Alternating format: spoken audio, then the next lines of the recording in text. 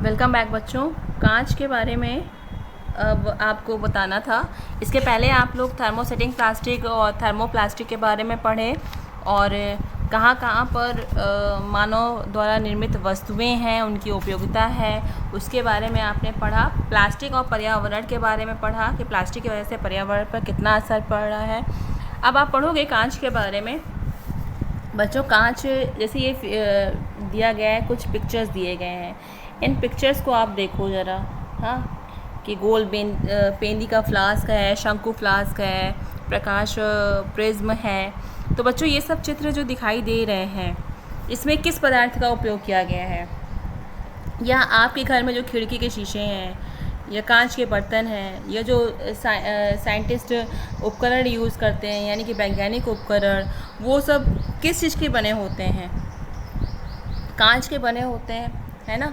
तो कांच की पारदर्शिता के गुण कारण इनका उपयोग प्रकाशिक यंत्र और लेंस के निर्माण में किया जाता है। बच्चों, कांच कोई यौगिक नहीं होता है। कांच धातुओं के सिलिकेट का मिश्रण होता है। कुछ धातुओं के सिलिकेट को एक साथ मिक्स कर दिया जाता है तो कांच बन जाता है। जैसे साधारण कांच जो होता है वो किसका मिक्सचर है? सिलिका का, सोडियम सिलिकेट और कैल्शियम सिलिकेट का मिक्सचर होता है। कांच का कोई निश्चित गलनांक नहीं होता है। कांच का कोई निश्चित गलनांक नहीं होता है। कांच की क्रिस्टल संरचना नहीं होती है भाई, जिसमें आप उसको ढालोगे जिस रूप में, उस रूप में वो ढलेगा। कोई उसकी क्रिस्टल संरचना नहीं है। गर्म करने पर नरम हो जाता है और द्रव में बदलकर बहने लगता है। यही कारण है कि कांच को ठोस न कहकर क्या कहा जाता है? अतिशीतित द्रव कहा जाता है। बच्चों, कांच की कोई निश्चित संरचना नहीं होती है। इसकी गुणवत्ता इसके अवयव पर निर्भर करती है और कांच के इन्हीं गुण और संरचना के आधार पर ये निम्नलिखित प्रकार के होते हैं। ठीक, समझ में आया कांच के क्या क्या गुण होते हैं? कांच जो है वो साधारण तरीके से देखा जाए तो कांच कोई यौगिक नहीं होता है। कांच कुछ सिलिकेट का, कुछ धातुओं के सिलिकेट का मिक्सचर होता है। जैसे साधारण कांच जो होता है वो सिलिका, सोडियम सिलिकेट और कैल्शियम सिलिकेट का मिक्सचर होता है। कांच का कोई निश्चित गलनांक नहीं होता है। कांच की क्रिस्टल संरचना नहीं होती है। गर्म करने पर वो नरम हो जाता है और द्रव में बदलकर बहने लगता है। इसी कारण से कांच को ठोस न कहकर अतिशीतित द्रव कहा जाता है। कांच की कोई निश्चित संरचना नहीं होती है। इसकी गुणवत्ता इसके अवयव पर निर्भर करती है। कांच की इन्हीं गुण और संरचना के आधार पर ये कई प्रकार के होते हैं। जैसे साधारण कांच हो गया, कठोर कांच हो गया, फ्लिंट कांच हो गया। ठीक, 3 प्रकार के कांच आपको देखने को मिलेंगे। जैसे ये साधारण कांच यानी कि मृदु कांच। तो ये मृदु वाले कांच जो है वो यानी कि जो सॉफ्ट कांच होते हैं वो सोडियम कार्बोनेट, चूना पत्थर और सिलिका को मिलाकर बनाया जाता है। किससे बनाते हैं? सोडियम कार्बोनेट, चूना पत्थर और सिलिका को मिलकर बनाया जाता है। और इसका यूज़ कहाँ कहाँ पे करते हैं? परख नली बनाने में, खिड़की के शीशे बनाने में और बॉटल जो आप यूज़ करते हो उसको बनाने में। अच्छा, अब हम बात करेंगे कठोर कांच की। तो कठोर कांच जो है पोटेशियम कार्बोनेट, चूना पत्थर और रेत के मिक्सचर से बनाया जाता है। बच्चों, ये कठोर होता है इसलिए इसका उपयोग फ्लास्क में, बीकर में और परख नली बनाने में और जो भी प्रयोगशाला में उपकरण यूज़ होते हैं उसको बनाने में किया जाता है। अब तीसरा है फ्लिंट या प्रकाशीय कांच, जो सोडियम कार्बोनेट, पोटेशियम कार्बोनेट और बोरिक एसिड और सिलिका के मिक्सचर को गर्म करके बनाया जाता है। मतलब कि जैसे साधारण कांच को बनाने में सोडियम कार्बोनेट यूज़ हो रहा था। ठीक, कठोर कांच को बनाने में पोटेशियम कार्बोनेट यूज़ हो रहा था। लेकिन जो ये प्रकाशीय कांच है इसमें वो सब साधारण कांच वाले भी और कठोर कांच वाले भी कार्बोनेट, हाँ, वो ले लिए जाएंगे और साथ में बोरिक एसिड और सिलिका का मिक्सचर। ठीक है, इनको गर्म किया जाता है यानी sodium carbonate, potassium carbonate, boric acid और सिलिका के मिक्सचर को गर्म करके हम क्या प्राप्त करते हैं? प्रकाशीय कांच प्राप्त करते हैं। इससे क्या बनाए जाते हैं? इससे प्रिज्म बनाए जाते हैं, प्रकाशिक यंत्र के लेंस बनाए जाते हैं। बच्चों, दृष्टि दोष को दूर करने के लिए जो चश्मा यूज़ करते हैं, चश्मे के लेंस में लेंस और फ्लिंट कांच लेंस भी जो है ना वो किससे बनते हैं? फ्लिंट कांच से ही निर्मित किए जाते हैं। यानी कि दृष्टि दोषों को दूर करने के लिए चश्मों के लेंस भी फ्लिंट कांच से ही निर्मित किए जाते हैं। बच्चों, आपको पता है धूप के चश्मे क्यों लगाए जाते हैं? धूप के चश्मे बच्चों की आँखों को सूर्य की गर्मी से बचाने के लिए लगाया जाता है। ठीक है, आप हमेशा ये कहोगे ना कि क्यों लगाया जाता है? क्योंकि अब धूप ज़्यादा लग रही है, इस वजह से हम लगाए हुए हैं। तो इन चश्मों के कांच में थोड़ा सा सीरियम ऑक्साइड मिला होता है। क्या मिला होता है? सीरियम ऑक्साइड, जिससे वह स्थायी रूप से रंगीन हो जाते हैं। कलरफुल होता है ना चश्मा, कभी ब्लैक चश्मा देखो, रेड चश्मा लोग लगा कर घूमते रहते हैं। तो धूप में ये चश्मे आँखों को राहत देते हैं, लेकिन धूप से छाया में आने पर हमें साफ नहीं दिखाई देता है। जब साफ नहीं दिखाई देगा तो ये हमारे लिए अनुपयोगी हो जाएगा। आजकल फोटोक्रोमिक कांच के लेंस का उपयोग किया जाने लगा है। कौन सा लेंस? फोटोक्रोमिक कांच का लेंस प्रयोग किया जाता है। इस कांच में सिल्वर और आयोडाइड मिला होता है। धूप में सिल्वर आयोडाइड विघटित होकर सिल्वर व आयोडाइड बना देता है। यानी कि जब धूप में आप चश्मा लगा के जाते हो तो क्या होता है? सिल्वर आयोडाइड विघटित हो जाता है, यानी कि अपघटित हो जाता है, 2 भागों में टूट जाता है, तो सिल्वर और आयोडाइड बना देता है। सिल्वर की यह परत चश्मे के लेंस को गहरा रंग प्रदान करती है और छाया में सिल्वर और आयोडाइड पुनः संयोग करके सिल्वर आयोडाइड बना लेते हैं। समझ में आ रहा है कि जब आप धूप में जाओगे तो यही सिल्वर आयोडाइड विघटित हो जाएगा, सिल्वर अलग हो जाएगा, आयोडाइड अलग हो जाएगा, जिससे कि हमें चश्मे के लेंस को जो है वो गहरा रंग प्रदान करेगा, जिससे हमें धूप में हर चीज़ क्या दिखाई देगी? कलरफुल दिखाई देगी, है ना। लेकिन जब आप धूप से छाँव में आओगे तो यही सिल्वर आयोडाइड पुनः संयोग करके आपस में क्या बना लेंगे? सिल्वर आयोडाइड बना लेंगे, जिससे लेंस पहले की तरह हल्के रंग के हो जाएंगे। अच्छा, ये तो हो गया। अब देखिए, स्थायी रूप से रंगीन कांच बनाने के लिए कच्चे माल को भट्टी में गर्म करने से पहले उसमें धात्विक ऑक्साइड मिलाते हैं। ठीक, धात्विक ऑक्साइड मिलाते हैं, जैसे कि कोबाल्ट कलर आता है इससे रंगीन बनाने के लिए। देखिए इसमें लिखा हुआ है स्थायी रूप से रंगीन कांच बनाने के लिए।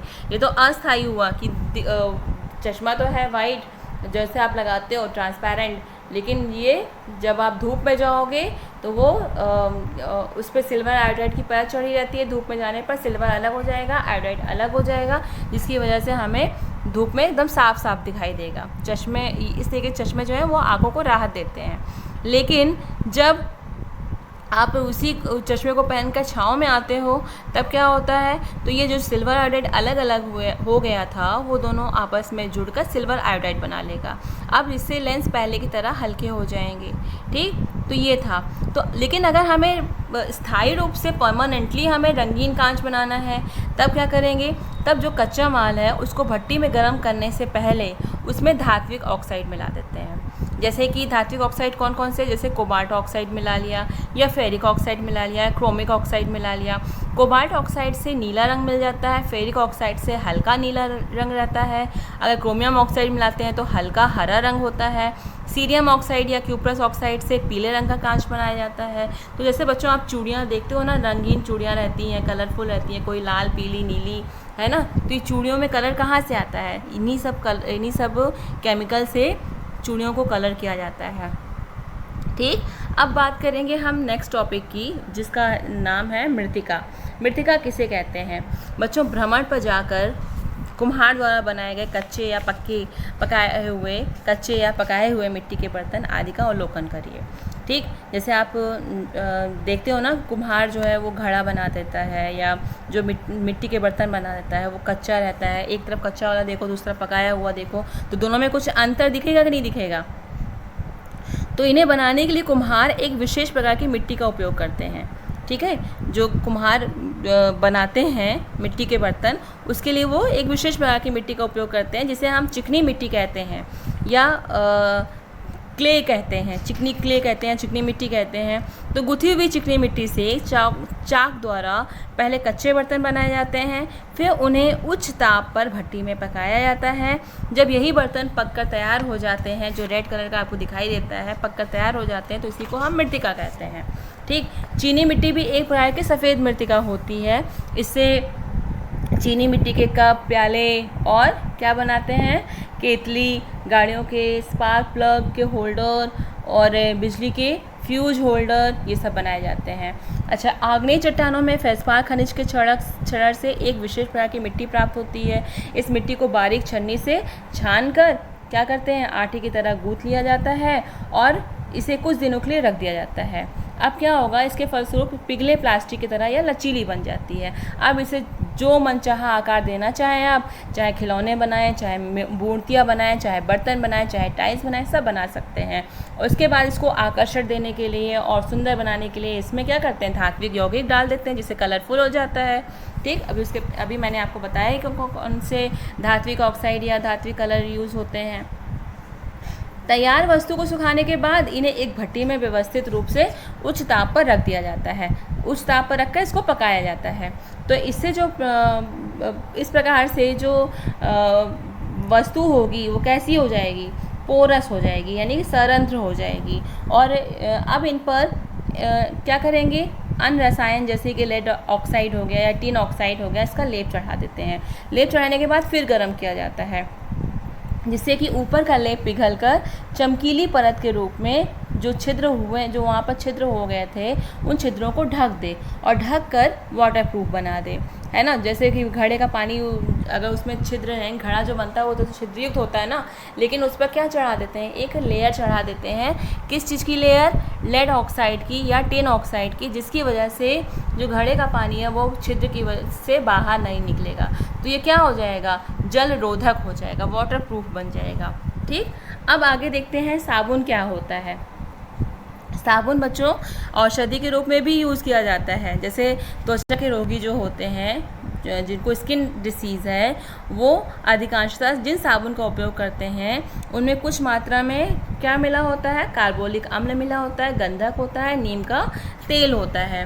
तो रासायनिक रूप से साबुन उच्च वसी अम्लों के सोडियम और पोटेशियम के लवण होते हैं। इन्हें प्रायः सोडियम या अथवा पोटेशियम हाइड्रोक्साइड तथा वनस्पति तेल की पारस्परिक क्रिया द्वारा बनाया जाता है।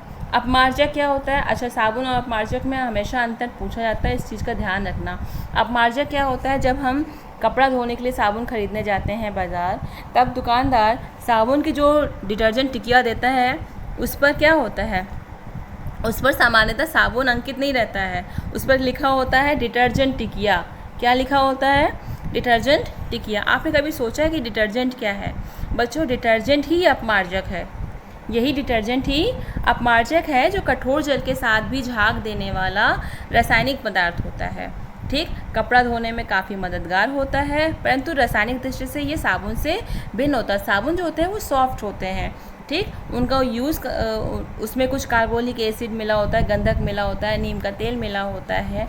ठीक, ये जो साबुन होते हैं वो औषधि के रूप में भी किए जाते हैं। औषधि के रूप में मतलब स्किन डिसीज़ वाले जो पेशेंट होते हैं उनको वो लगाते हैं, उसको यूज़ करते हैं। लेकिन जो अपमार्जक होता है उससे कपड़े धोने के लिए यूज़ किया जाता है। अपमार्जक जो होता है वो साबुन की अपेक्षा कठोर जल में अधिक झाग देता है और इनसे जो कपड़े धुलते हैं वो अधिक साफ़ होते हैं। ठीक, तो बच्चों ये था आज का ये लेसन 2 आप